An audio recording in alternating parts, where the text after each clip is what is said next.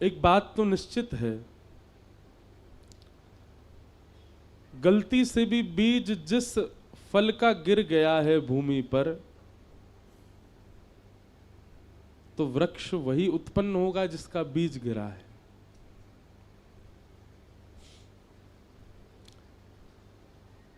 धरातल पर मीराबाई का आना, राव दूधाजी के घर पर उनका प्राकट्य होना, यह बात निश्चित है कि कभी ना कभी उनके संपूर्ण वंश में कोई ऐसा भक्ति का बीज तो रोपित किया गया था जिससे मीराबाई जैसा वृक्ष उत्पन्न हुआ, जिसकी छांव में बैठकर के हजारों लोग, जिनके फल को, पद रूपी फलों को चख करके ना जाने कितनों की क्षुधा निवृत्त होती है।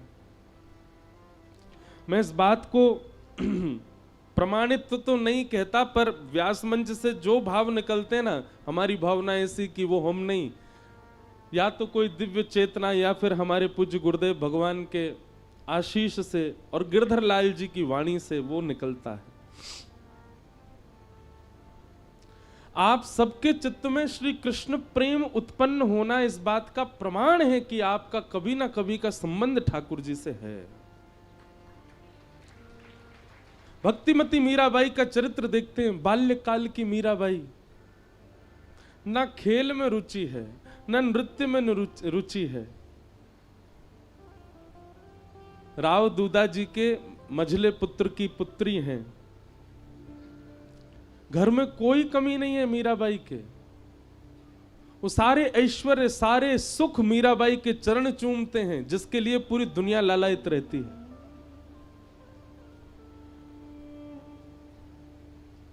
पर एक विचित्र से ख्वाब में रहती हैं, एक विचित्र से शून्यपन में रहती है मीराबाई बाल्यकाल से ही। कैसे संभव हो सकता है ये? बालकों को खेल खेलता देख दूसरा बालक मचलता है कि मैं भी जाऊं, लेकिन खेल खेलते देख, बालकों को देख मीराबाई और उदास हो जाती हैं, एकांत में चली जाती हैं। उन्हें पता नहीं है कि उनका चिंतन क्या है, लेकिन है बस। और ये उस समय की बात है जिस समय पर मीराबाई के ना तो कोई गुरु है, ना कोई आचार्य है, ना कोई पथ प्रदर्शक है। छोटी सी है मीराबाई। मीरा चरित्र को देख करके ऐसा अनुभव होता है, यह पूर्व की घटना। वो तो सबको पता ही है कि वही माधवी के रूप में ठाकुर जी की लीला में गोपी थी। पर यह बात प्रमाणित मान लीजिए, अपने संपूर्ण जीवन काल में, हम गर्जना करते हुए अपनी सारी कथा में कहते हैं, संपूर्ण जीवन काल में एक बार भी भूल से ही सही श्री कृष्ण यदि प्रिय लग गए हों आपको, तो ये मान लीजिएगा कि आपका कोई पूर्व संबंध तो है उनसे। बाबा, हम आप तो उनमें ही लगे भाई। कई लोग कह रहे हैं, महाराज जी आके बोले इंद्रेश जी ना सो रहे हैं, ना सोन दे रहे हैं किसी को। मैंने तो रोके ना है, आप जाओ सो जाओ। और कल तो भावों की तरंग खूब उठ रही थी, लेकिन लाल जी की इच्छा जैसी रही। नहीं तो कल तो महाराज जी 5 रास के वर्णन करने थे, तो मैंने की 7 तो यहीं बज जाएंगे। 7, 8, 9 बज। एक ही रास जल विहार को यदि प्रसंग छेड़ देते ठाकुर जी के, तो वही में ही निकल जाना हो पूरा समय। हमने तो रोके नहीं आप लोग, और ना हमने ज्यादा किसी को कही कि आओ, लेकिन आप सब एक रस, एक स्थिरता में सब बैठे थे। इतनी संख्या में कल वहां लोग आए हुए थे। और जब कथा चल रही थी तो नेत्र बंद करके मैं बोल रहा था, तो मुझे ये लग ही नहीं रहा था कि इतने लोग बैठे होंगे। बिल्कुल शांत मुद्रा में सब बैठे हैं। इस बात का प्रमाण है कि आप कभी ना कभी ठाकुर जी से मिले तो हो, कभी को संबंध तो है। कई जन्मों से बुला रहे हो, कोई तो नाता जरूर होगा। नजरों से नजरें मिला ना पाऊं, मेरी नजर का कसूर होगा। दिशा हम सबकी निश्चित है, बस उस दिशा में बैठाने वाला एक सद्गुरु चाहिए, उस दिशा की तरफ मोड़ देने वाला एक पथ प्रदर्शक चाहिए। रास्ता तो है, बस रास्ता दिखे इस घनघोर अंधियारे में, उसके लिए एक प्रकाश चाहिए। संसार के विषय रूपी अंधेरे में हम सब हैं, पथ हमारे सामने है, पर हम चल नहीं पा रहे। क्यों? क्योंकि प्रकाश नहीं है, गुरु जीवन में नहीं है। मीराबाई शून्य रहती हैं, ना जाने किस चिंतन में रहती हैं। परिवार के लोग मीराबाई के सौंदर्य को देख करके आश्चर्यचकित होते हैं, पर उनकी स्थिति को देख करके और घनघोर चिंतन में चले जाते हैं। ये कैसी कन्या है, ना इसका खेल में रुचि, ना खिलौना खेलती है, ना खेल के साथ खेलती, कुछ नहीं करती, बस बैठी रहती है। और हां, जब मेड़ता में कोई संत आते, जब मेड़ता में कोई वैष्णव आते, जब मेड़ता में कोई ब्रजवासी आते, जब मेड़ता में कोई वैष्णव संत ब्रजवासी ना भी हो, गलती से तिलक लगा के आ जाते, मीराबाई ऐसी मचल जाती मानो जैसे कोई अपना आ गया हो। बंधुओं, ये कुछ अनुभव हैं, ये कुछ क्या बोलते हैं, सिम्टम्स हैं। वैष्णवता चित्त में पूर्व जन्म से। देखो, भक्ति के मार्ग पर दो प्रकार से लोग आते हैं, या तो पूर्व के भक्ति भाव संचित हो तो इस जन्म में आपके चित्त में भक्ति आ जाती है, या फिर इस जीवन काल में कोई ऐसी ठोकर आपके जीवन में लगती है कि उसके कारण आपके जीवन में भक्ति आ जाती है। तीसरा भक्ति का आने का कोई और प्रकार है ही नहीं। या तो पूर्व जन्म का कुछ संचित आपका भजन रह चुका है, इसलिए वो इस जन्म में आप कर रहे हो, या फिर आपके जीवन में ऐसी एक रुकावट आ चुकी है, ऐसी एक ठोकर पड़ी है, ऐसा कुछ ठाकुर जी ने कर दिया है कि बस अब सब भूल भाल करके, विचलित होकर के अब ठाकुर जी की तरफ मुड़ गए हैं। बाकी तीसरे को कितनी भी जबरदस्ती कर लो, वो भक्ति पथ पर नहीं आ पाएगा। ये दो ही आ सकते हैं।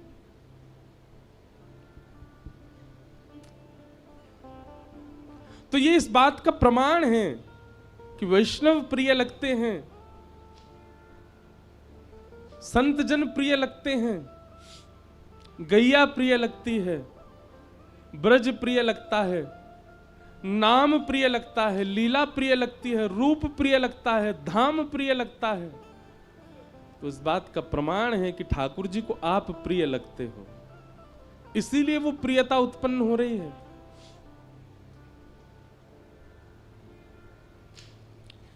राव दूधा जी अपने घर में संतों को बुलाते और संतों को बुला करके कथा कराते। मीराबाई जा करके, भैया यहां किसी से बोल दी, उन्हें धीरे बोल लें।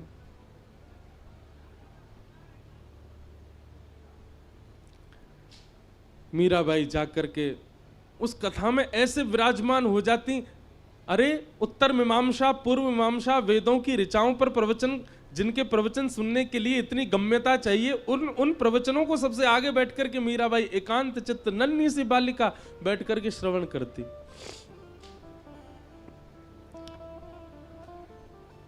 मीरा चरित्र पर एक बार कथा कहने का अवसर मिला था गांधी धाम में, गुजरात में।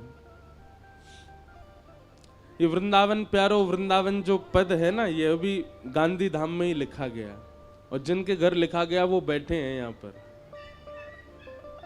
उन्हीं के स्थान पर गांधी धाम एक गुप्त वृंदावन जैसा है, वहीं प्रकट होते हैं कई भाव।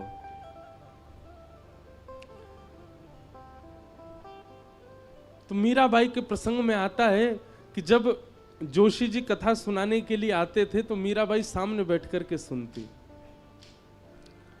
और सुनते सुनते मीराबाई, जब कथा विश्राम होती, सब लोग प्रणाम करते, जाकर के व्यास मंच पर नन्ही से मीराबाई आती और व्यास जी को अपलक नेत्रों से देखती रहती। एक छोटे बालक के भांति पुचकार करके जोशी जी कह देते, अरे लाली, अरे बालिका, तू कथा सुनती है, समझ आता है तुझे? मीराबाई के मुखमंडल पर कोई प्रसन्नता नहीं, कोई मूर्छन नहीं, एक जिज्ञासा दिख रही है केवल नेत्रों में। जोशी जी अपनी पोथी रखते जा रहे हैं और अचानक पूछते हैं, क्या बात है लाली, तो ऐसे देखती क्यों रहती है? कोई मन में भाव है, कोई प्रश्न है? नन्ही सी मीराबाई, बड़े बड़े लोग जिस प्रश्न को नहीं कर पाते वो नन्ही सी मीरा पूछती हैं। आप जिनकी कथा सुनाते हैं, आप जिनके भाव व्यास मंच पर बैठ करके कहते हैं, कभी आप उनको चतुर्भुज रूप में बताते हैं, कभी आप उनको शेषनाग पर पौड़े नाथ के रूप में बताते हैं, कभी आप ब्रह्मादि देव उनकी स्तुति कर रहे हैं ऐसा बताते हैं, कभी वो ब्रज के गोपाल बनकर के गैया चरा रहे हैं ऐसा बताते हैं।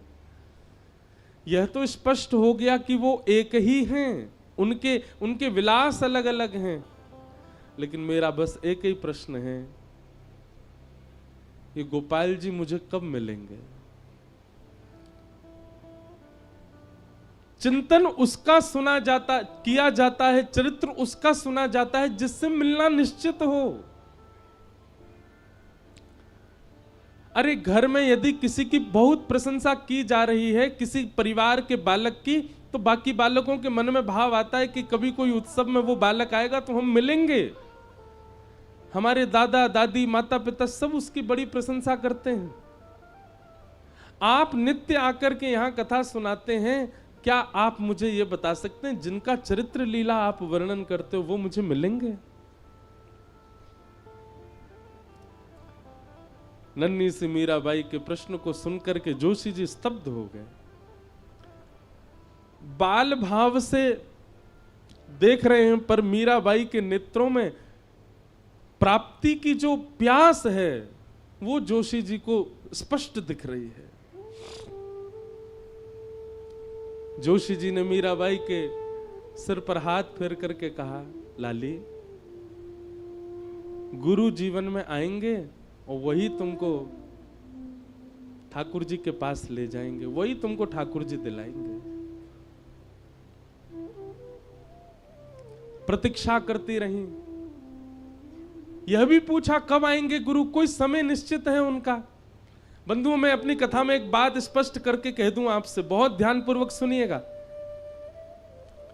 वक्ता हजार हैं, वाणियां हजार हैं, लच्छेदार वाणियां अद्भुत हैं, पर आपके गुरु वही हैं जिनकी उपस्थिति, जिनका दर्शन, जिनके पथ से आपके चित्त में कृष्ण प्रेम पहले से अधिक बढ़ जाए,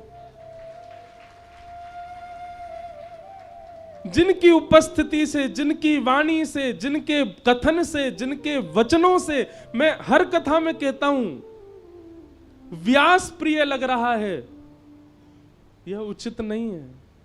अरे हम बिचौलिया हैं, हम प्रिय नहीं लगने चाहिए। हमारे संकीर्तन करते हैं चित्र विचित्र महाराज जब ठाकुर जी का यश गाते हैं तो ये प्रिय नहीं लगने चाहिए, इनके भावसों कुंज बिहारी प्रिय लगने चाहिए। पूनम दीदी जब नेत्र बंद करके गाती है तब श्री जी प्रिय लगनी चाहिए, ललिता विशाखा बरसाना प्रिय लगना चाहिए। गुरु वही है जिसकी उपस्थिति से आपको ठाकुर जी और प्रिय लगने लग जाए, ठाकुर जी और स्पष्ट होने लग जाएं।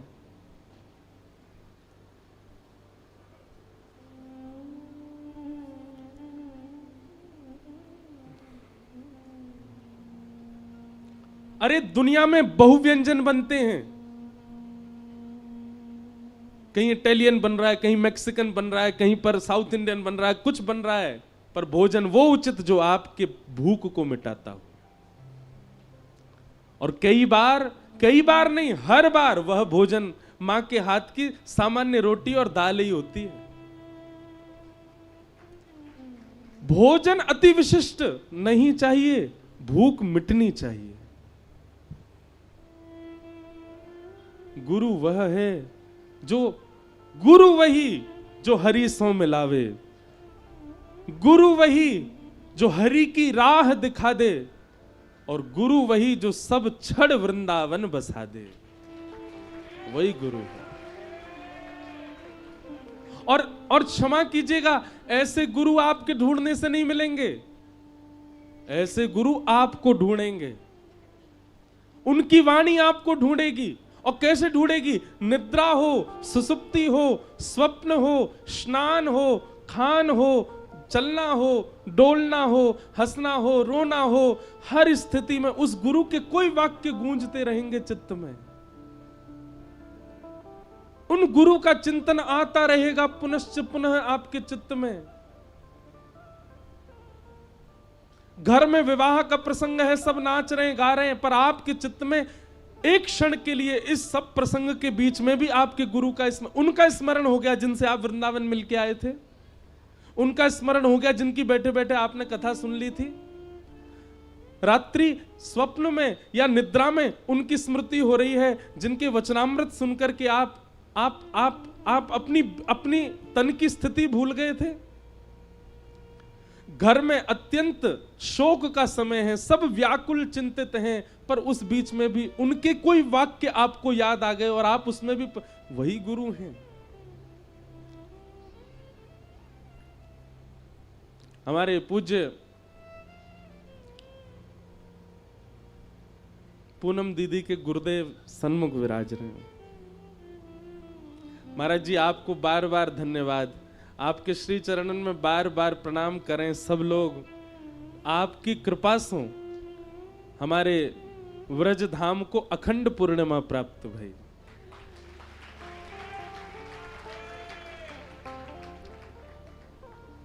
महाराज जी सामान्य, महाराज मैं पहले दिन कथा करके जब नीचे उतरो, महाराज जी को प्रणाम करके गयो। दूसरे दिन जब कथा करके गयो, महाराज जी ने मुझको गले से लगायो और गले लगा के मुझसे बोले, मुझे दक्षिणा दे दी महाराज जी ने। महाराज जी बोले, मैंने कथाएं बहुत सुनी, मैंने कथाएं बहुत कही, पर आपकी कथा से कृष्ण प्रिय लग रहे हैं और प्रिय लग रहे हैं।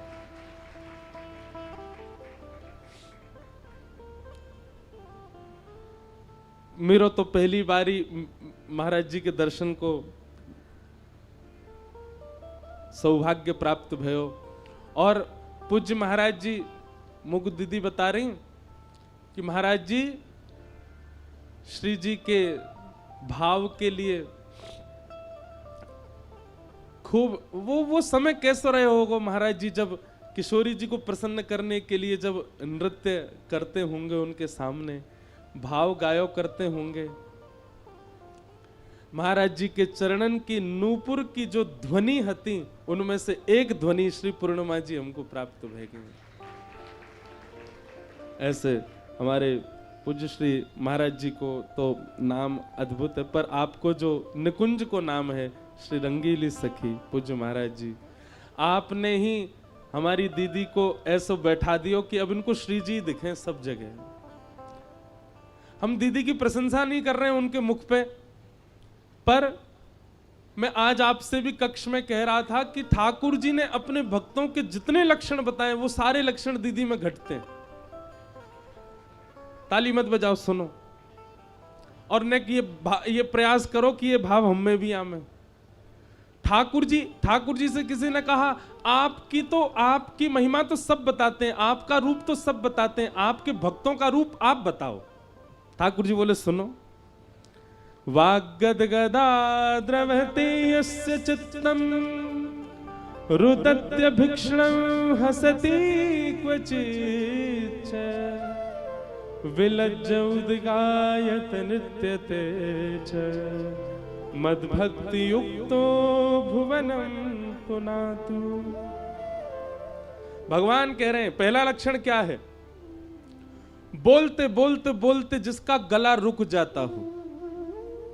किसी ने पूछा क्या हो गया? श्री जी की कृपा की स्मृति आ गई, ठाकुर जी की कोई लीला याद आ गई, कंठ अवरुद्ध हो गया। भगवान कहते हैं बोलते बोलते जिसका गला भर आता हो, मेरे भक्त का पहला लक्षण। द्रवते यस्य चित्तम, जिसका चित्त मेरी लीला का कोई किंचित मात्र भाव कह दे, जिसका चित्त उसमें ही भर आता हो, मेरे भक्त का दूसरा लक्षण। और रुदत्य भिक्षणम,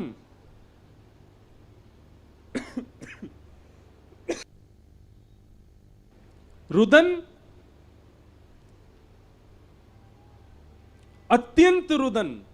मैं कई प्रसंग तो जानबूझ करके नहीं बोलता, क्योंकि सामान्य प्रसंग बोलने पर आपकी स्थिति इतनी ऐसी हो जा। सब लोग मुझे बोले महाराज जी आप कथा करके गए, हमको 1 महीना लगा दीदी को संभालने में। आज कथा विश्राम है रही है, कल मोकू भोपाल निकलना है। अब मैं इस असमंजस में हूं कि मैं कैसे जाऊं गिरिराज जी से। क्यों? क्योंकि गए हो तो दीदी तो बहुत व्याकुल है।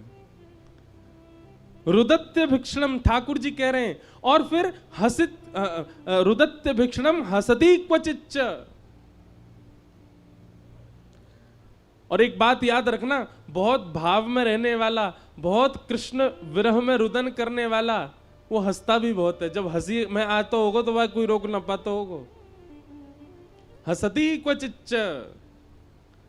और तीसरा 1 2 3 4 लक्षण हो गए। 5वां लक्षण ठाकुर जी कह रहे हैं, विलज्ज उद्गायत नृत्यते च।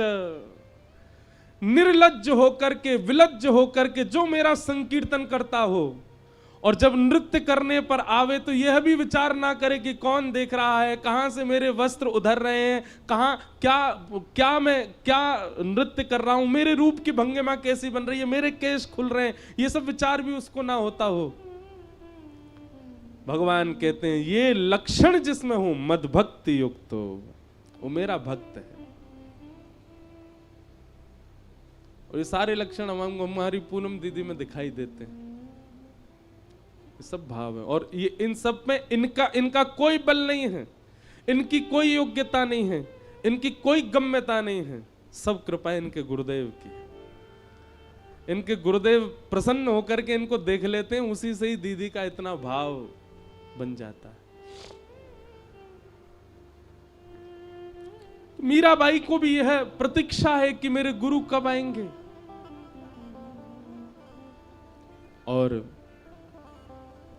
तभी आगमन हुआ आपके नगर में श्री रैदास जी का।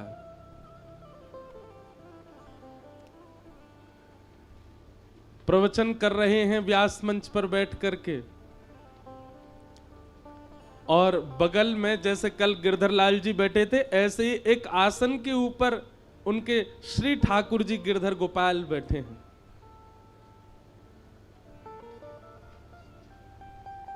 जय।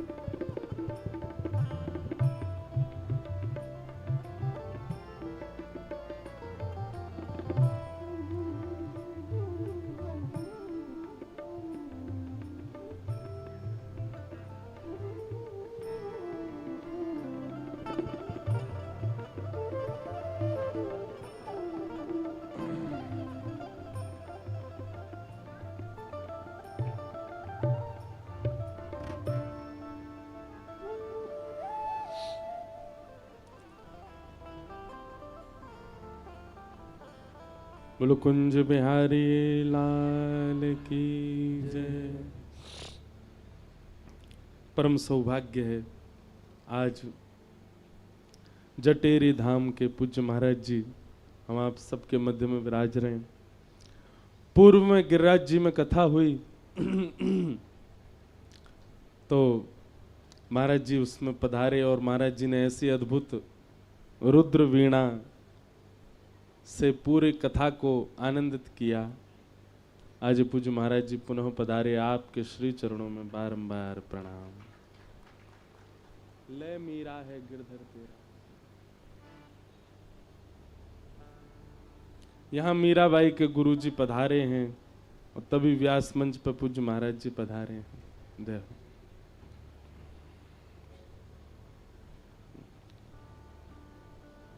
मुँह तो पहना दे महाराज जी।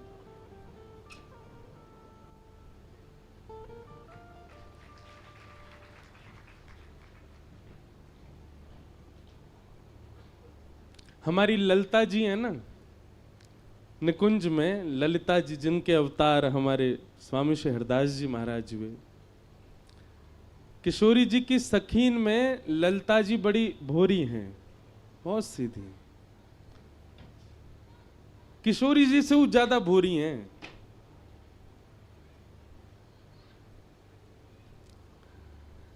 पर परिवार में, मित्रों में और कुल में एक चतुर तो होना चाहिए साथ में, नहीं तो सब छलबल करके ले जाएंगे। ऐसी हमारी किशोरी जी की अलीन में नेक नेक, वो भी ज्यादा नहीं, नेक नेक थोड़ी सी जो बुद्धि को प्रयोग करें, वो है हमारी विशाखा जी, जिनके अवतार हुए श्री हरिराम व्यास जी महाराज। हरिराम व्यास जी को बाबा चरित्र भी देख लो, हरिराम व्यास जी जैसो कोई लड़वे गुथवे वारो नहीं भयो। खूब ऐसे ऐसे पद हैं हरिराम व्यास जी के। एक पद है, उनको याद नहीं पूरी पंक्ति, पर रसिकन सो समधी ज्यादा प्यारे। हरिराम व्यास जी के भाव, वृंदावन से जो वृंदावन को पीट करके चले जाते हैं हरिराम व्यास जी, वाक्य का जी भी पद लिखे, बोले उनके सिर पनही पनैया। हरिराम व्यास जी थोड़ा हास्य पद भाव भी है उनको। तो पूज्य महाराज जी को देख करके अपने आप ही सखीन को स्मरण है गयो, ललिता विशाखा। एक लीला बहुत सुंदर, अभी भक्तमाल जी कथा वही तो बड़ी लीलाएं माँ में सुनाई। तो एक लीला आवे कि ठाकुर जी विशाखा जी से बात कर रहे हैं। क्यों ठाकुर जी ललिता जी से बात करें, तो ललिता जी तो बड़ी भोरी हैं। किशोरी जी से कोई बात मनवानी हो तो ललिता जी तो इतनो संकोच करें कि सन्मुख जावे में भी सकुचा में। ठाकुर जी बोले भैया निकुंज की कोई काम बनवाने हो तो विशाखा जी को पकड़ो, बहुत सावधानी से, जो मैया घूम रही हैं बैठ जाओ। ठाकुर जी बोले किशोरी जी से, विशाखा जी से, विशाखा जी श्री जी को एक समझाओ आप। विशाखा जी बोले कहा भाई? बोले हर रोज मान करें, इतनो मान करें मुंह पे रोज रूठ जाए मोते।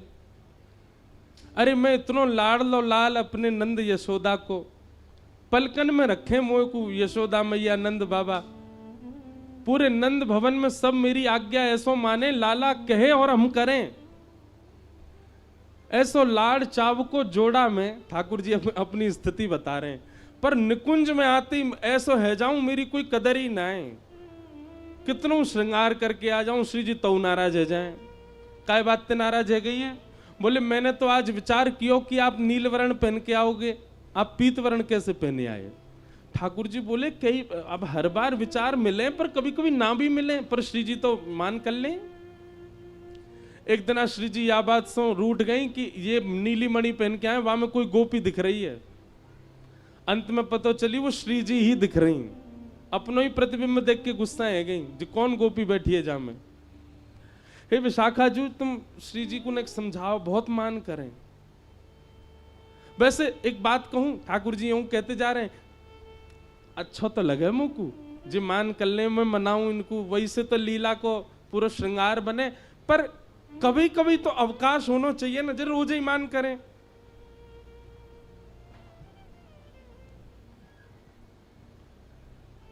विशाखा जी बोली ठीक है, तो हम कछु करेंगी। वो ठीक है।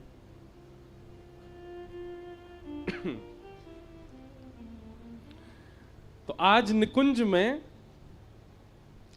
सब अली खड़ी हैं, सब सहचरियां खड़ी हैं, सब बहुत बढ़िया कछु आनंद, ऐसो कछु राग गायो गयो, ऐसी कोई लीला करी गई कि वासों श्री जी बड़ी प्रसन्न है गए। और इतनी प्रसन्न भाई, इतनी प्रसन्न है कि प्रसन्न है करके सेज पे बैठी बैठी श्री जी कहें आज तो भैया तुम सबरी कछु मांग ले, जो मांगोगी सो दूंगी।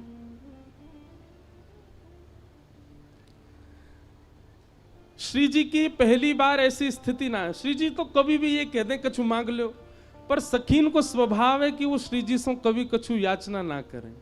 बस एक ही याचना करें कि सदा अपने श्री चरण कमले में किशोरी मोहे अपनी से कर लीजिए। हे श्यामाजू, आप बस अपनी बना के रख लो, यही हमारी कामना, और हमें कुछ नहीं चाहिए।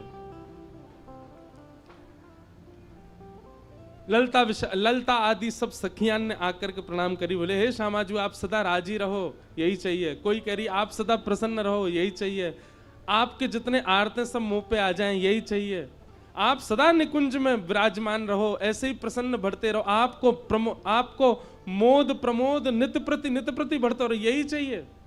विशाखा जी की बारी आई। विशाखा जी सामने आकर के बैठ गई। मांगो विशाखा, कहा चाहिए? बोले मांग लो। बोले हाँ। मुकरोगी तो नहीं? बोले नहीं। बोले वचन दो, जो मांगूंगी सो दोगी। श्री जी बोले देंगे।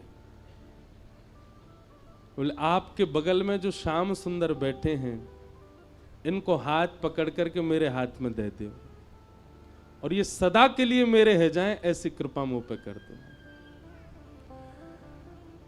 ये बात सुनकर के निकुंज की जितनी सखियां सब आश्चर्य में पड़ गईं, सब विशाखा जी को देखने लगी। ललता जी कहने लगी, अरे जी तू कहा कह रही? बोले आज बोलन दो मुक्कू, हर बार मैंने आप सबन की बात मानी, हर बार श्री जी के सामने नतमस्तक रही हूं, पर आज मैं अपने हृदय को उद्गार प्रकट कर रही हूं। निकुंज नायक को हाथ पकड़ करके मेरे हाथ में दे दो, और सदा के लिए ये मेरे ही रहें, ऐसा वरदान श्री जी मुंह को दे दो।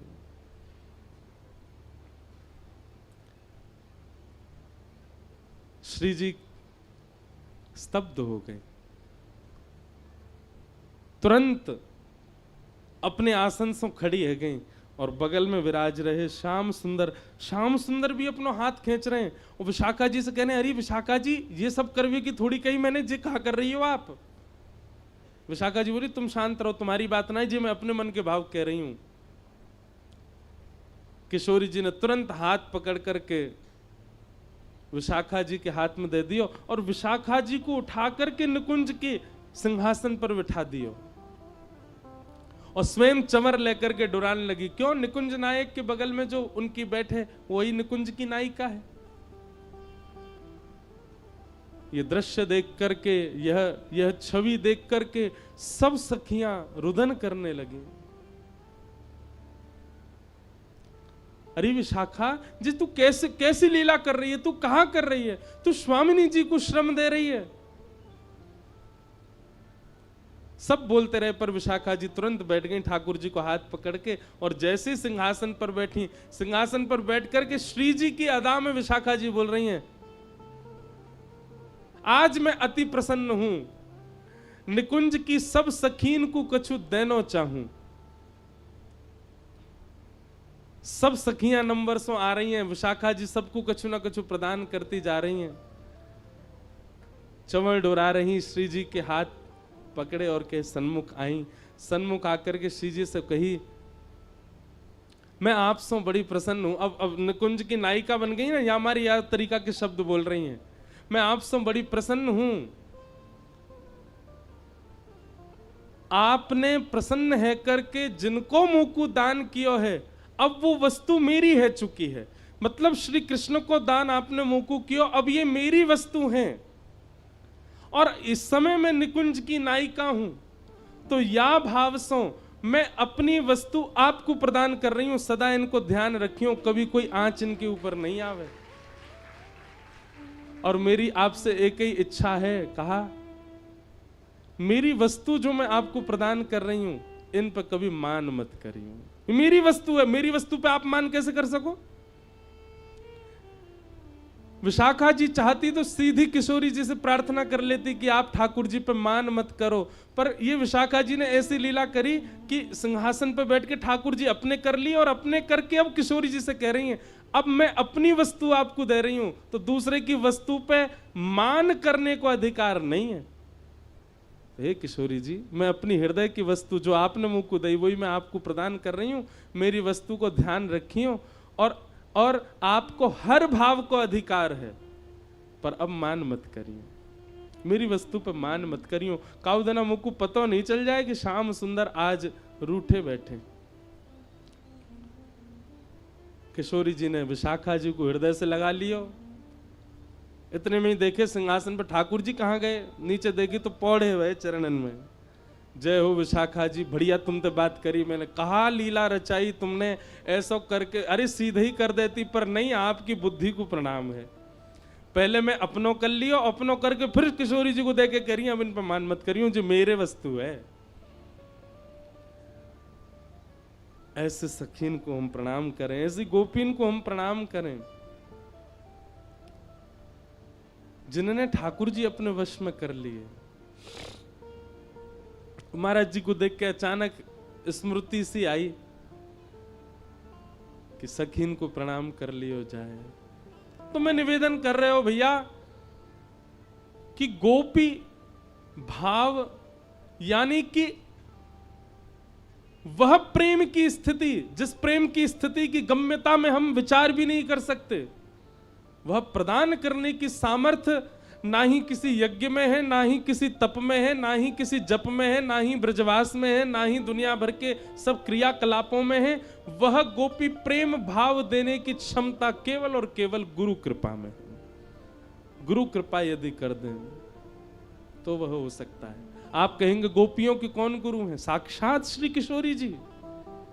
किशोरी जी की कृपा से गोपियों को श्री कृष्ण प्राप्त हुए हैं। बिना, कल कथा में श्रवण कर रहे थे रासपंच अध्याय में, अंतर ध्यान हो गए ठाकुर जी। तो बिना गुरु के ठाकुर जी मिलेंगे तो अंतर ध्यान ही रह जाएंगे। तब गुरु शरण में जानो पड़ेगा, और गुरु कृपा करके कछु ऐसा करवाएंगे, कछु ऐसी योजना बनाएंगे। अरे गुरु सामान्य से सामान्य नियम बता दे, वाकु भी अपने सिरोधार्य करके पालन करो। किशोरी जी की कृपा से गोपीन को ठाकुर जी प्राप्त भये। रैदास आए और आकर के कथा श्रवण करा रहे थे। मीराबाई सामने बैठ करके श्रवण कर रही हैं, और तभी दृष्टि पड़ी बगल में विराज रहे ठाकुर जी के ऊपर। गिरधर छवि देख करके एक भुजा ऊंची, दूसरी भुजा कटिभाग पर, नीचे नेत्र हैं, और नाग दमन, इंद्र दमन, देव दमन, 3 दमन ठाकुर जी हैं श्री श्रीनाथ जी। और इस छवि को जब देखा, मीराबाई के नेत्र बंद हो गए।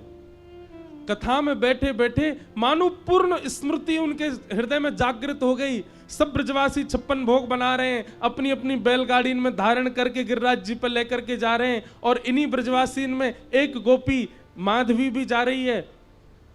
ठाकुर जी के दर्शन की लालसा चित्त में उत्पन्न हो गई है। इंद्र ने मेघमालान की वर्षा करके ऐसी मूसलाधार बारिश करी कि श्री ठाकुर जी ने अपनी दोनों भुजाओं से गिरिराज जी उठा करके अपने बाम हस्त की कन्या उंगली पर धारण कर लिए। त्रिभंग लली श्याम सुंदर गिरिराज धारण करके खड़े हैं। लाखों ब्रजवासी चारों ओर खड़े हैं छड़ी लगा करके। तभी माधवी के मन में भाव आयो कि मैं दर्शन तो करूं या गिरधर छवि को। जैसे ही सन्मुख गई हैं, नेत्रों में पानी आ गया, ओझल हो गए। ठाकुर जी दिखाई नहीं दे रहे मीराबाई को, माधवी को। ये सब मीराबाई को चिंतन हो रहा है, और चिंतन करती करती सामने बैठी हुई नन्ही सी मीरा रुदन कर रही है। रोते विलखते गई है ठाकुर जी के पास। मुझे आप दिख नहीं रहे हो नाथ, आपकी आकृति अनुभव हो रही है, पर आपका रूप दिख नहीं रहा है, कृपा करो मुझे दिखाइए ना आपका रूप। ठाकुर जी बोले, माधवी प्रतीक्षा कर, एक युग की प्रतीक्षा कर। गिर पड़ी माधवी धड़ाम। बोले, 1 वर्ष, 1 महीना, 1 हफ्ता, 1 घंटा, 1 दिन की प्रतीक्षा दी जाती है नाथ, 1 युग की प्रतीक्षा कौन देता है?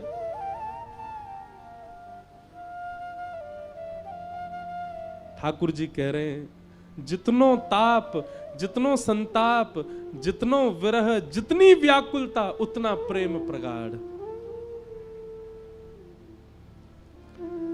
कलयुग में मैं अन्य गोपियन नहीं मिलूंगा, या युग में मैं 3.25 साढ़े 3 करोड़ गोपियन के संग रास विहार करूंगा, पर कलयुग में तो एक ही गोपी आवेगी और वही से रास विहार करूंगा, वो होगी तू। वाके काजे 3.5 करोड़ गोपियन को विरह तू को सहनो पड़ेगा।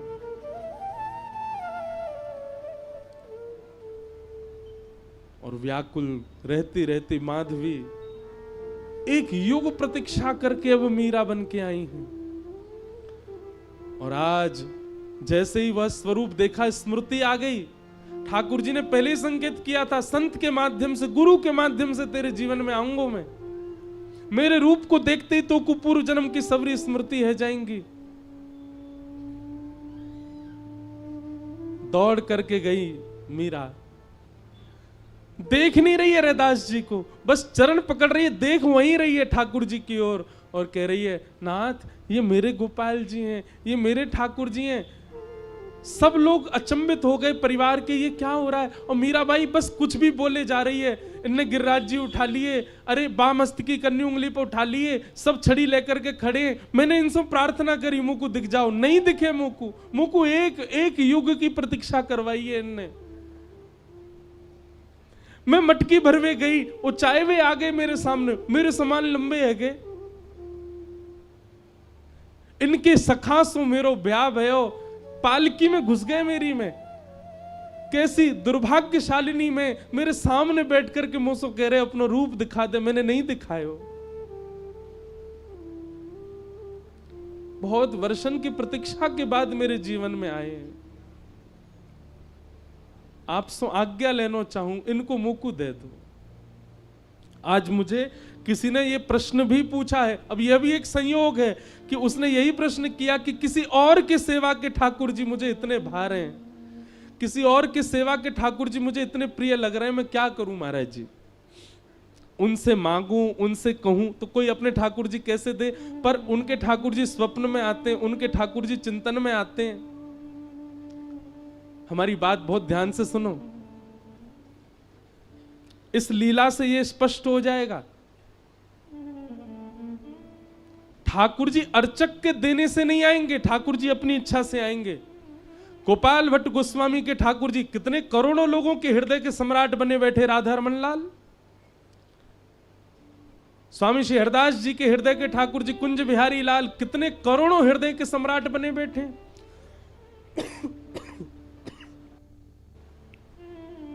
और किसी के अर्चना के ठाकुर जी आपके स्वप्न में आ रहे हैं, तो अब आपको और क्या चाहिए। प्रत्यक्ष तो ठाकुर जी को आना होगा तो आ ही जाएंगे, लेकिन आप कभी अर्चक से जाके याचना मत कर देना कि अपने ठाकुर जी दे दो। अरे अर्चक से पूछो कितने भाव से अपने ठाकुर जी को सजाता है, कितने भाव से ठाकुर। हमारे गिरधर लाल, कितने लोग श्रोता कथा में ऐसे आते हैं, उनको यूं लगे इनको लेके भाग जाए हम, लेकिन जादना ऐसा कोई ने प्रयास भी कर लियो, मेरो का होएगो, मेरे तो प्राण बसे उनमें।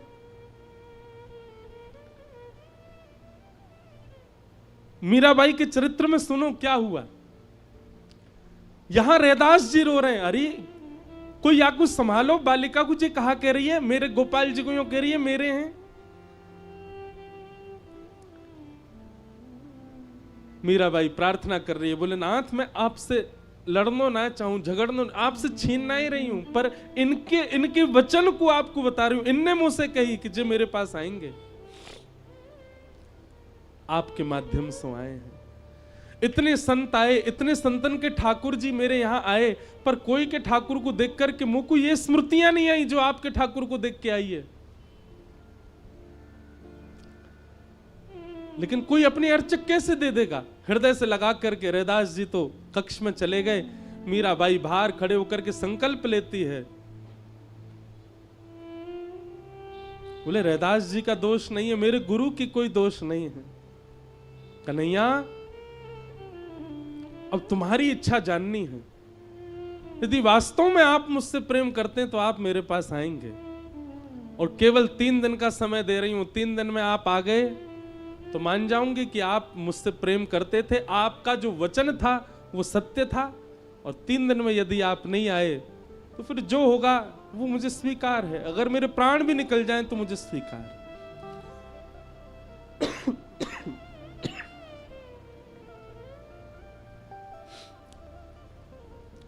3 दिन तक अनशन करके पड़ी है मीराबाई नन्ही सी। और रैदास जी की सेवा में क्या हो रहा है, बार बार सेवा करते करते कभी वंशी जी गिर जाती हैं, कभी मुकुट उतर जाता है, कभी मालाएं गिरने लगती हैं। रैदास जी भी मनी मन संकुचित हो रहे हैं और ठाकुर जी से कह रहे हैं, लाल जी कहीं ऐसा तो नहीं कि आपकी भी इच्छा है उस बालिका के पास जाने की। रात्रि में शयन कराया ठाकुर जी को, ठाकुर जी स्वप्न में प्रकट हो गए रैदास जी के, और प्रकट होकर के कहते हैं, बोले बाबा आपकी सेवा से मैं बड़ा प्रसन्न हूं, पर अब प्रत्यक्ष सेवा की मेरी इच्छा मीराबाई से है। आप कृपा करेंगे तो या विश्व को या जगत को एक प्रेम की ध्वजा प्राप्त होगी। रही बात आपकी, तो मैं आपके चित्त में सदा रहूंगा, जब जब नेत्र बंद करोगे तब तब मेरे प्रत्यक्ष दर्शन करोगे। पर अभी मैं आपसे चाहूं कि आप अपनी सेवा अब मीरा को प्रदान करो। बहुत रोए रैदास, ठाकुर जी के चरणों में बिलक बिलक करके रोए, नाथ मुझसे कोई त्रुटि भई हो तो क्षमा करो। और अपने ठाकुर जी को हृदय से लगा के इतने वर्षों से कर रहे सेवा, निकल दिए मीराबाई के पास। अचेत अवस्था में पड़ी है मीराबाई, अन्न जल त्याग करके पड़ी हैं, और तब अपने ठाकुर जी ले जा करके मीराबाई के कक्ष में गाया, ले मीरा है गिरधर तेरा, ले मीरा है,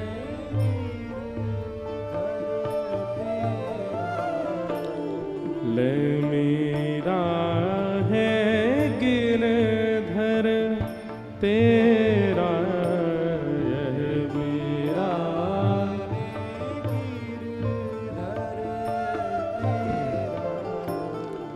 ले मीरा है गिरधर तेरा। सब गाओ।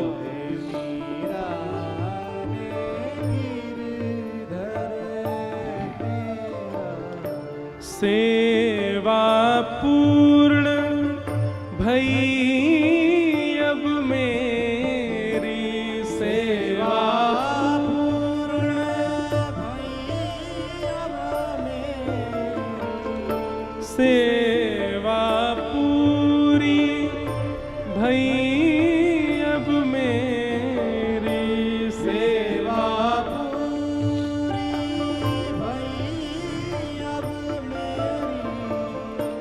जागा भाग्य है तेरा, ओ जागा भाग्य तेरा, बेटी ले मीरा है गिरधर तेरा, ले मीरा है गिरधर तेरा। कैसे है ना ठाकुर जी, एक को इतना संयोग देकर के और अचानक वियोग में डाल दिया, और एक को एक युग का वियोग देकर के अचानक संयोग प्रदान कर रहे हैं। इसीलिए तो प्रणय गीत में गोपियां कहती है, मैवं विभोर हति भवान गति तुम नृशंसम संत्यज्य सर्व विषयां स्तव पाद मूलम। नाथ, आप नहीं समझ पाओगे भक्त कितनी पीड़ा में जाकर के आपको प्राप्त करता है। आप तो भोक्ता हो, भोजन करना जानते हो, बनाने वाले को पता होता है कितनी श्रम से भोजन बना है।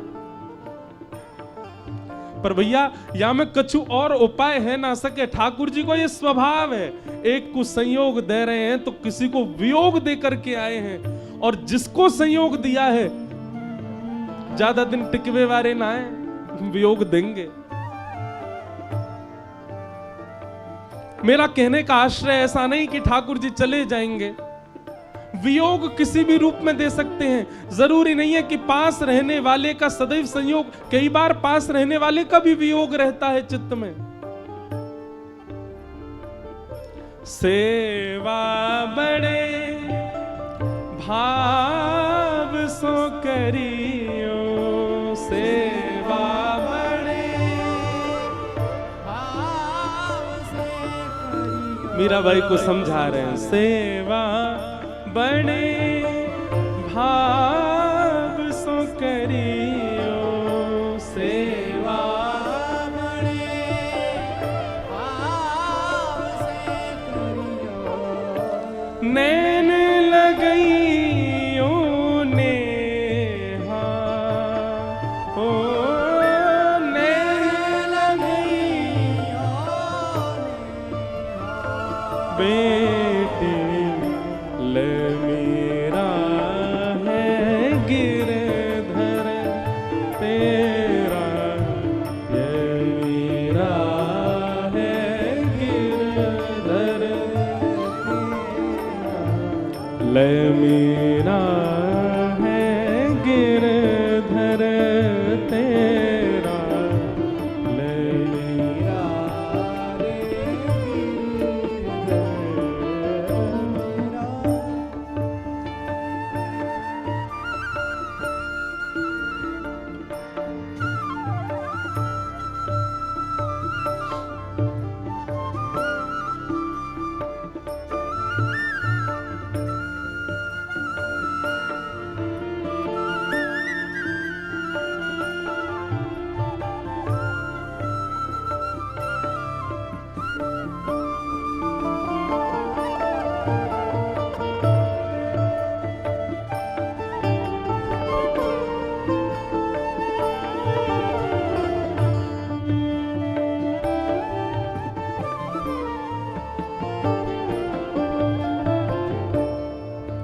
मीराबाई जैसे ही लाल जी को हाथ में लिया नृत्य करने लगे। एक ही कक्ष में, एक ही छत के नीचे संयोग वियोग एक साथ दिखाई दे रहे हैं। मीराबाई नाच रही है और श्री रैदास जी बस अपने नेत्र बंद करके अविरल अश्रुधार बहा रहे हैं, रुदन कर रहे हैं। तभी मीराबाई को थोड़ा मन में भाव उत्पन्न हुआ। संभालने के लिए गई थोड़ा उनके पास में, बोले बाबा आप इतना रो मत, आप इतने व्याकुल मत हो, मैं सह लूंगी विरह वेदना, मैं पीड़ा सह लूंगी, पर आप ऐसे मत रहो। अगर आपको लगे कि ये उचित नहीं तो आप श्री ठाकुर जी की सेवा करो, पर मेरी स्थिति तो ये कि मैं विरह सहवे लायक अब हूं नहीं, प्राण ही निकलेंगे मेरे तो। रैदास जी कहते नहीं, सो ही सुहागन प्रिय जाहिरी झे, सो ही सुहागन प्रिय जाहिरी झे, सो ही सुहागन प्रिय जाहिरी झे, सो ही सुहागन प्रिय जाहिरी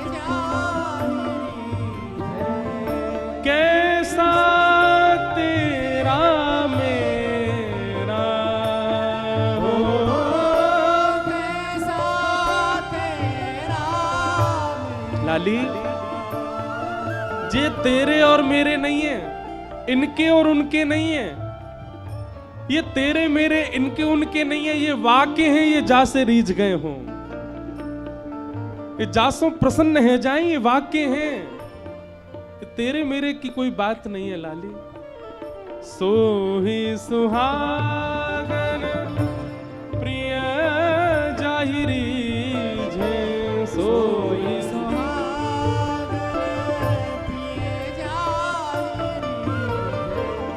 कैसा तेरा मेरा हो, कैसा तेरा मेरा। बेटे ले मेरा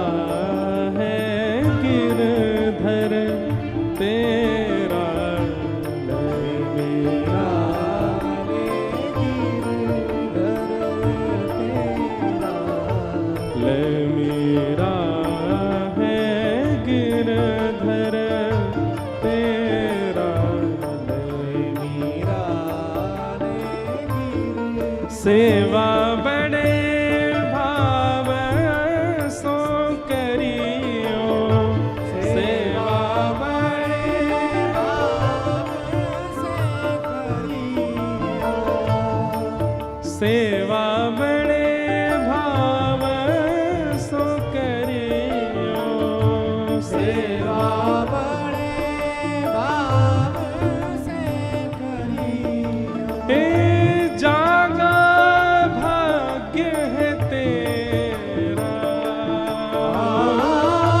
जागा भाग्य तेरा, मीरा मेरा है गिरधर तेरा, मीरा ले गिरधर तेरा, मीरा है गिरधर तेरा। मीरा ले गिरधर तेरा। और मीराबाई को गिरधर गोपाल प्राप्त हो गए। रैदास जी ने केवल ठाकुर जी देख के हाथ झाड़ लिए नहीं, सेवा समझाई, प्रेम समझाया, भाव समझाया। मीराबाई ने कहा कब प्रत्यक्ष प्राप्त होंगे, कब हृदय से लगाएंगे, कब मुझे स्वीकार करेंगे। तब ले गए मेड़ता की ऊंची अटारी पर और वहां से उस दिशा की ओर दिखाया जिस दिशा में वृंदावन है, और कहा बिटिया यही दिशा है तेरी, इसी दिशा में है वो नगर, जिस नगर से प्रेम पुष्ट होता है, जिस नगर से ये पुष्ट होते हैं, ये गाढ़ आलिंगन करके प्राप्त होते हैं। बस अब तुम्हारा जीवन और कुछ नहीं है, ये दिशा ही तुम्हारी है, ये वो नगर ही तुम्हारा है, वो वही सब कुछ है तुम्हारा। और मीराबाई बस अब प्रतीक्षा कर रही है कब वो समय आवेगा। देखो एक बात मैं कथा में कहा करता हूं, वृंदावन मन करे जावे को तो अदबद के अपने आप पहुंच मत जाए करो। धन के बल पर, साधन के बल पर वृंदावन दौड़ के मत पहुंच जाया करो, तो प्रतीक्षा करो। वृंदावन ऐसी स्थिति बनावे कि आप कोई प्रयास नहीं कर रहे हैं, पुनः अपने आप आपको वृंदावन जाना पड़ रहा है, तो समझो कि हां वृंदावन ने बुलाया है। दो स्थिति में वृंदावन आया जाता है, बहुत ध्यान से सुनना। पहली स्थिति, अब प्रयास करने वाले ऐसा नहीं कि आप बात को सुन के प्रयास ही नहीं करें, आओ ही नहीं, आओ पर एक आध बार अपने प्रयास से आओ, पर कभी कभी ऐसा कुछ करो कि आपने कोई प्रयास नहीं किया, अपने आप वृंदावन ने निमंत्रण करके और आपको ऐसा बानिक बनाया कि आप आई गए वृंदावन। वृंदावन को बुलाने दो, वृंदावन को खींचने दो। और दूसरा कि अब प्राण धीरज रख ही नहीं रहे, अब प्राण निकल ही जाएंगे और कोई उपचार नहीं है, अब प्राण टिक नहीं सकते वृंदावन के बगैर। तो वृंदावन, मीराबाई नहीं आई वृंदावन, कितने वर्षों बाद हां गाया खूब वृंदावन को, भजा खूब वृंदावन को।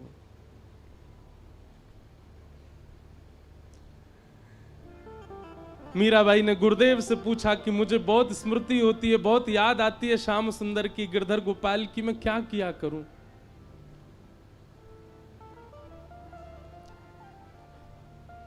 गुरुदेव ने कहा मेड़ता से कोई ना कोई वृंदावन जाता रहता है मीराबाई, वृंदावन से आने वाले, वृंदावन को जाने वाले जो भी हों उनकी तहकीकात करवाया करो। तुम राजघराने की पुत्री हो, इतना तो तुम कर ही सकती हो, वृंदावन से कौन आया ये परिचय तुमको हो जाए, और वृंदावन को कौन जा रहा है ये तुमको पता चल जाए, उसके माध्यम से वृंदावन पत्र भिजवाया करो। मेरे को बहुत प्रिय लगता है मीराबाई का ये पद। मीराबाई से किसी ने कहा तो पत्र भेजते हो आप ठाकुर जी को। बंधुओं, जब कभी ठाकुर जी की बहुत याद आ, एक चीज करना प्रारंभ कर दो। जितने भी वैष्णव हैं जिनको ठाकुर जी का स्मरण होता है, ठाकुर जी की स्मृति स्वप्न में आती है या भाव में आती है, एक डायरी लिखो, उसमें लिखते रहा करो अपने भाव ठाकुर जी के प्रति। आपने स्वप्न में क्या देखा, आप ब्रजमंडल गए, वहां क्या अनुभव किया, आपने कथा से क्या अनुभूति की, इन सबको एक जगह, और याद रहे एक बार को धन को सामान्य अलमारी में धर देना, पर उस डायरी को इतनी गोपनीय जगह रखना किसी के हाथ ना पड़े। मीराबाई ने लिखा, सूरदास ने लिखा, जयदेव महाप्रभु ने लिखा, हृदयवंश महाप्रभु ने लिखा, स्वामी श्री हरदास जी महाराज ने लिखा। जिसने भी श्याम सुंदर को पाया उसने दो काम किए हैं, लिखा है और गाया है। बिना गाए बिना लिखे श्याम सुंदर किसी को मिले हो, एक नाम मुझे बता दो आप। जिसको भी ठाकुर जी मिले उसने गाया भी है और उसने लिखा भी है।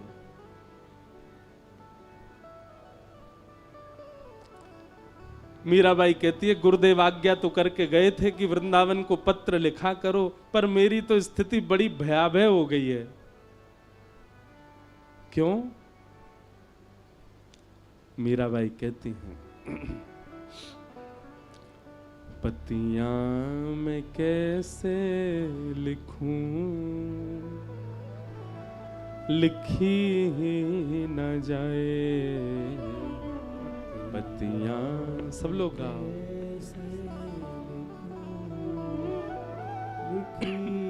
आज भाव तो नहीं था मेरा, मैं तो वेणु गीत पर बोलने का मन करके आया था, पर पता नहीं क्यों यहाँ बैठते ही पुनः याद आ गई कि आज मीराबाई का जन्मोत्सव है। अपने आप मीराबाई प्रकट होती जा रही हैं। हमारे पूज्य नाना जी कहते थे, लाला व्यास मंच में बैठ के सहज भाव से कोई की याद आ जाए, समझ जाइए वो कथा में आए हैं, वो कथा में विराज रहे।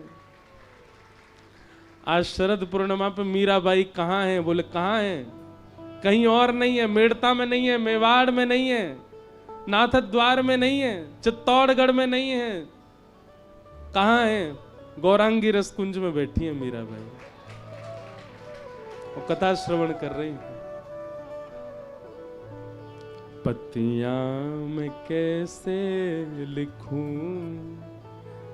लिखी ही न जाए पतियां। गाओ सब लोग। कैसे लिखूं, लिखी न जाए। क्यों नहीं लिख पाती आप? कलम धरत मेरो कर कांपत है, धरत मेरो कर कांपत है। कलम धरत मेरो कर कांपत है, धरत मेरो कर कांपत। और जैसे तैसे दूसरे हाथ से अपने हाथ को पकड़ करके हिले नहीं, जैसे तैसे जो कछु लिख पाऊं मैं वो भी सब मिट जावे। काइकू लिखते लिखते इतने नीर बहते हैं नेत्रों से, नैन रहे हैं बहाए, नैन रहे हैं बहाए। कलम धरत मेरो कर कांपत है, धरत मेरो कर कांपत है। नैन रहे हैं बहाए, नैन रहे बहाए। पतियां मैं कैसे लिखूं,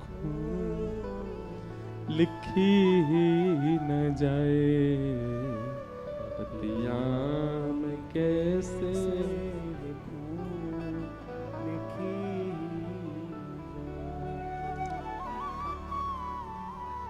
और एक भाव और है मीराबाई का, पता है? वृंदावन से आने वाला और वृंदावन को जाने वाला जो भी आता था मेड़ता में, मीराबाई उसको एक ही नाम से पुकारती थी, क्या? अरे मारा उद्धव आ गया, मेरा उद्धव आ गया, मेरे उद्धव जी आ गए।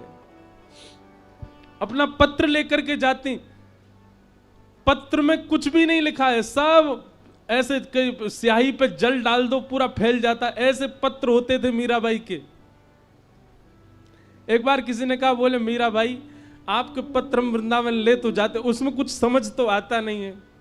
मीराबाई बोली, सारी कलम बह गई है, इतने अश्रु निकल गए हैं, जिसके लिए पत्र लिखा है उसको पत्र की स्थिति देख के ही समझ में आ जाएगा कि मेरी प्रीत कैसी है। कानूड़ो सुजाने मारी प्रीत, कानूड़ो सुजाने मारी प्रीत।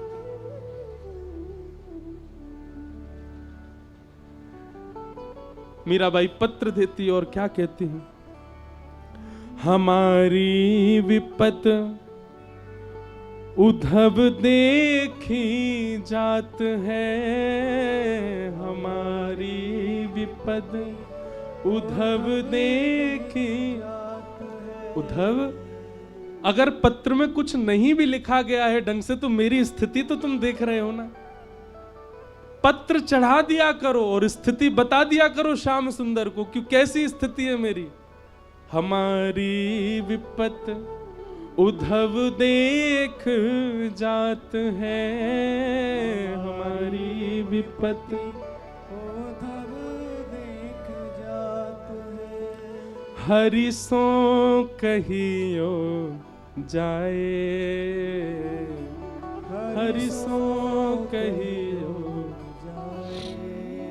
क्या पत्तियां मैं कैसे लिखूं, लिखी ही न जाए, पत्तियां कैसे लिखूं, लिखी।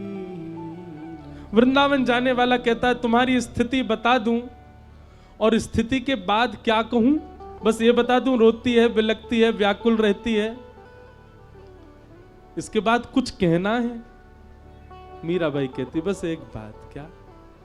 मीरा कहे प्रभु गिरधर नागर, मीरा कहे प्रभु गिरधर नागर, मीरा कहे प्रभु गिरधर नागर, मीरा कहे प्रभु गिरधर नागर। बस एक बात, चरण कमल रहु छाए, चरण कमल रहु छाए। सीधी बात है, नहीं रहना अब कहीं और, प्राण हमारा वहां बसत, प्राण हमारा वहां बसत है, यहाँ तो खाली खो, यहाँ तो खाली को। मात पिता परिवार सोई है, मात पिता परिवार सोई है, मात पिता जीवन आधार वही है, मात पिता जीवन आधार वही है। कहिए तिनका तोड़ भला, कहिए तिनका तो हो मैं बैरागन होंगे, मैं बैरागन होंगे। पत्तियां मैं कैसे लिखूं, लिखी ही न जाए, पत्तियां मैं कैसे लिखूं, लिखी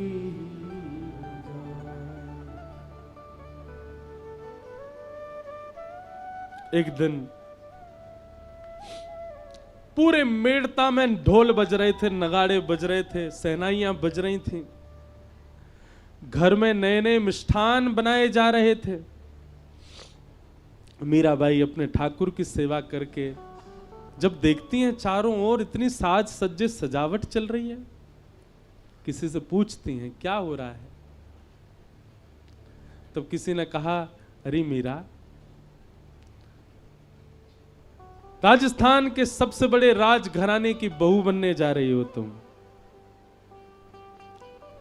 मेवाड़ के राजा राजभोज आज तुम्हें देखने के लिए आ रहे हैं।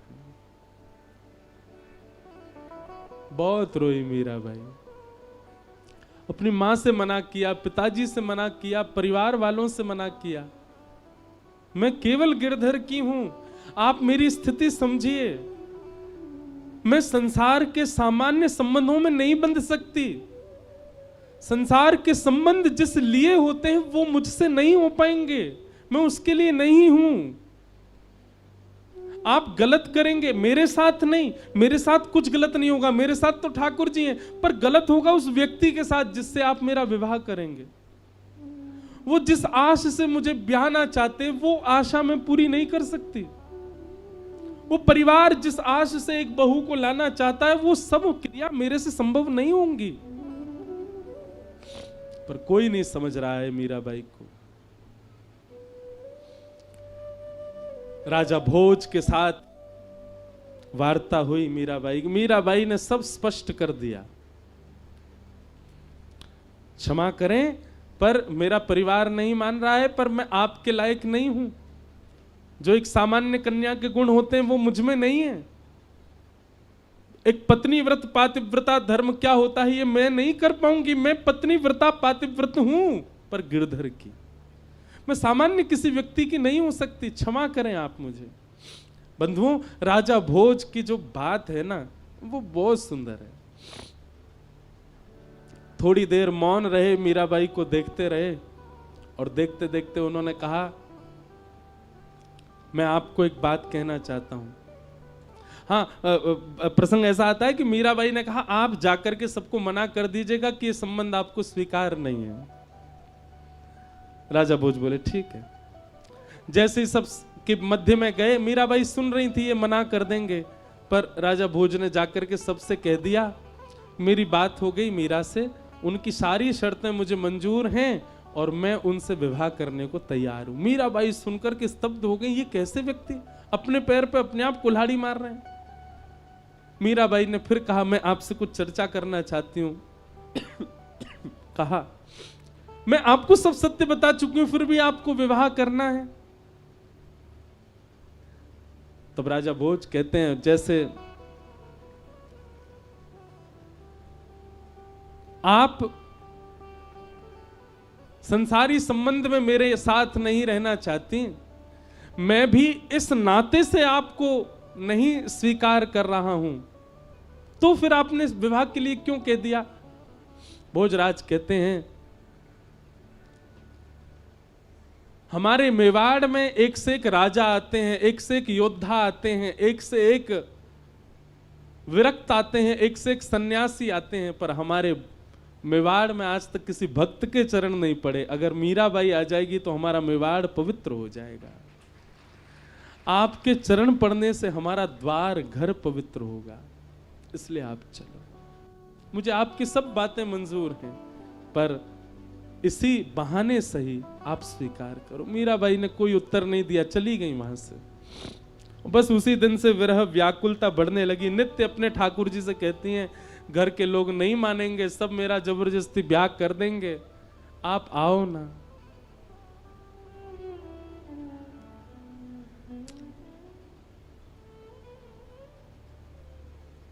विवाह से ठीक एक रात्रि पहले मीराबाई बिलक बिलक करके रो रही हैं ठाकुर जी के आगे। जड़ बने कब तक रहोगे, नहीं सुनाई देती क्या मेरी बात आपको। मेरा ब्याह हो जाएगा सुबह, मैं तन को योग्य नहीं मानती, पर कम से कम मेरी आत्मा तो स्वीकार कर लीजिए, मेरे चित्त को तो स्वीकार कर लीजिए। देह इस संसार का है, संसार के लोग इससे कुछ भी करें, इसका विवाह कर दें, इसके साथ जो चाहे वो मुझे देह की चिंता नहीं, पर कम से कम मेरी चेतना को तो स्वीकार करो माधव।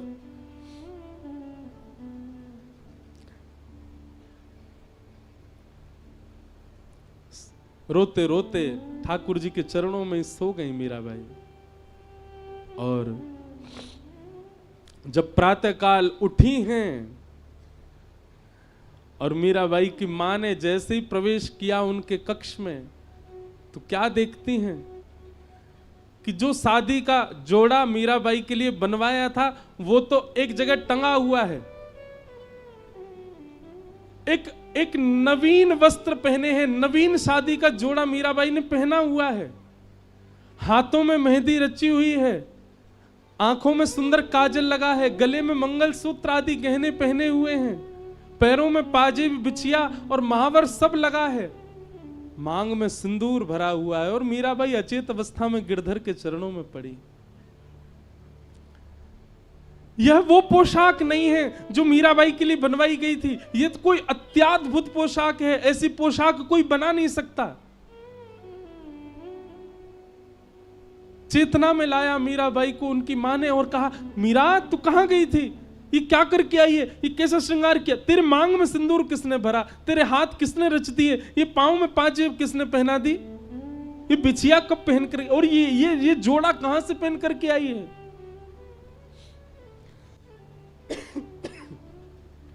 मीराबाई के नेत्र नहीं खुल रहे हैं और अश्रु बहने लगे। प्रसन्न हो गई, अपनी मां को हृदय से लगाया।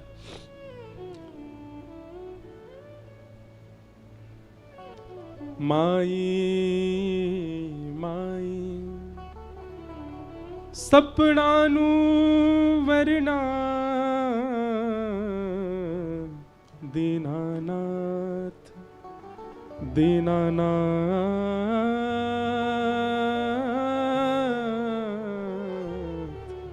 दीनानाथ। मां,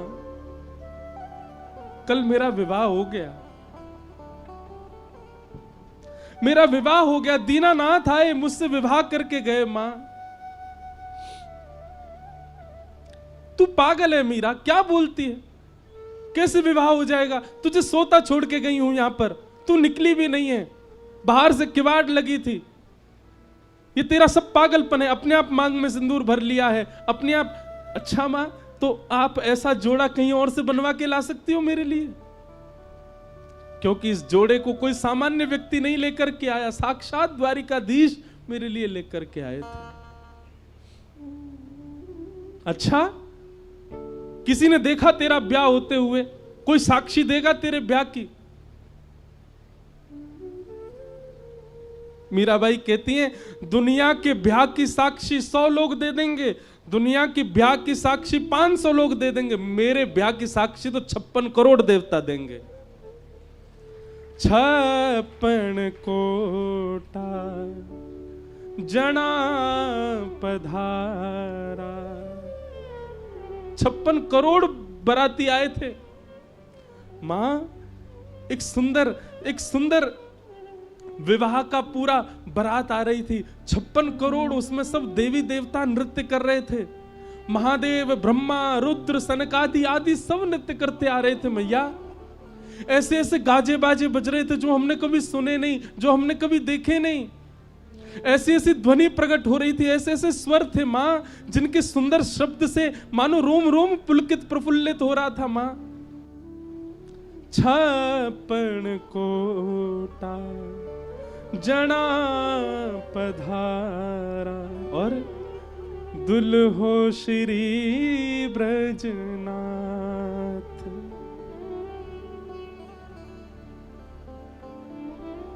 एक तो इतने प्यारे श्याम सुंदर, ऊपर से कल दुल्हा बन के आए। मां, क्या छवि, क्या रूप, क्या श्रृंगार,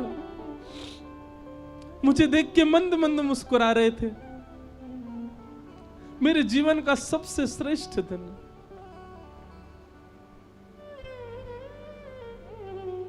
छप्पन कोटा जड़ा पधारया दुल्हो श्री ब्रजनाथ।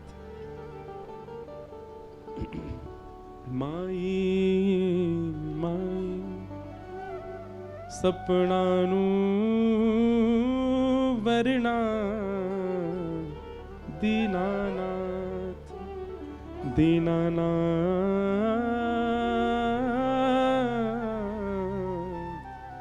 दीनानाथ।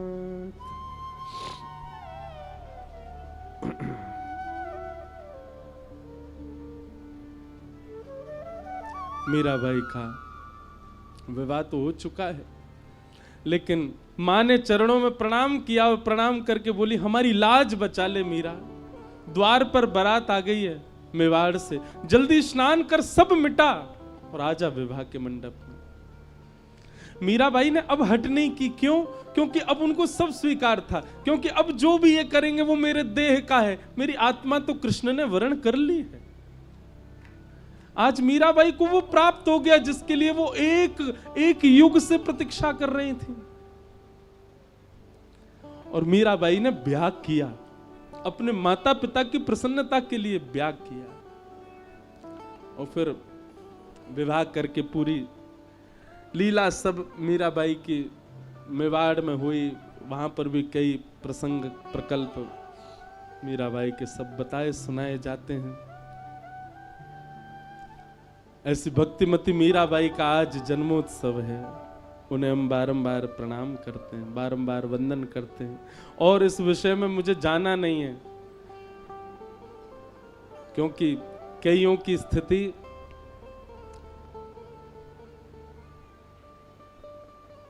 ऐसी हो जाती है कथा के बाद में कि फिर बाकी लोग बोलते हैं महाराज जी आप तो सुना के चले गए कथा, हमारे ऊपर उनको छोड़ गए, अब इनको कैसे संभालें। बंधुओं, हम मीरा जैसे तो नहीं बन सकते, मीरा जी जैसा भाव भी हमारे चित्त में नहीं आ पाएगा। पर हाँ, मीराबाई ने जिस प्रकार प्रयास किया ठाकुर जी को प्राप्त करने का, एक गुरु प्राप्त करके प्रयास करो। हम आपसे बहुत स्पष्टता से कह रहे हैं, कई बार कथाओं में कई लोगों में हमको भाव दिखाई दे जाते हैं कि वो रुदन कर रहे हैं या भाव। आप कथा में आ ही नहीं पाओगे यदि आपके चित्त में प्रेम हो जाएगा। आप दूर कहीं बैठ करके बस रुदन करोगे। आप कभी नहीं चाहोगे कि हम उनकी नजर में आ जाएं, उनको हम दिख जाएं, हम उनसे कुछ पूछ लें। जिज्ञासाएं नष्ट हो जाएंगी चित्त की सारी। मीराबाई ने एक बार जिज्ञासा की थी, वो भी बचपन में, उसके बाद कोई जिज्ञासा नहीं। दूसरी जिज्ञासा की जब ससुराल पक्ष ने बहुत ज्यादा उनको प्रताड़ित करना प्रारंभ कर दिया, तब बस गोस्वामी तुलसीदास जी से पूछा कि मैं क्या करूं, मैं त्याग दूं या क्या। तब गोस्वामी जी ने लिखा, तजियता ही कोटि वही रिसम यद्यपि परम स्नेही जाके ही न राम वैदेही। बस बाकी मीराबाई ने कभी कोई जिज्ञासा प्रकट नहीं की। कई बार कथाओं में कईयों के भाव देखते हैं तो ऐसा लगता है कि ये भाव प्रकट है, पर बंधुओं भाव जितना हो सके ना, भाव के बाद में एकांत में चले जाया करो। भाव के बाद कि ठाकुर जी को आने का अवकाश तो दो। पहले सदगुरु की शरणागति लो। अपने तन को, अपने चित्त को, अपनी बुद्धि को इतना पवित्र कर लो जैसा ब्रज गोपिकाओं का है, जैसा भक्तिमती मीराबाई का है।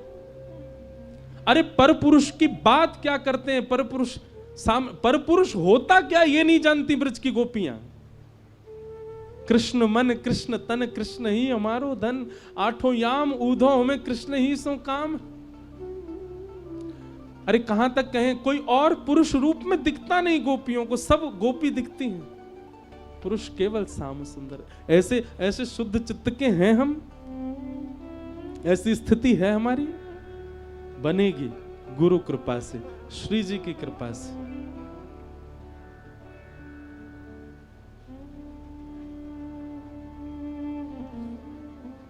मीराबाई का एक भाव मुझे बहुत प्रिय लगता है,